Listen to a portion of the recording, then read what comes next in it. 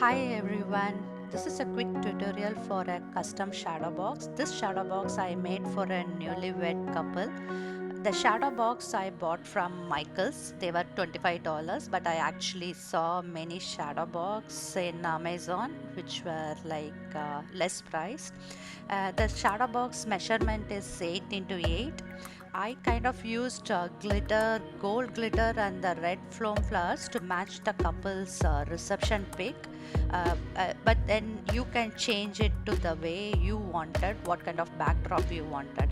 I'm giving all the Amazon affiliates links in the description. For US Amazon buyers, you can use my link.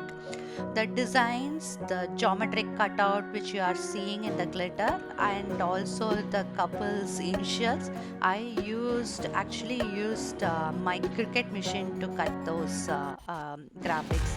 And for photos, I used my Epson printer, color printer, for printing the images. They came out well. And for the picture frame, like if you see right now what I'm using for the easel, I actually used a chopstick to make the easel, and I kept that easel over here.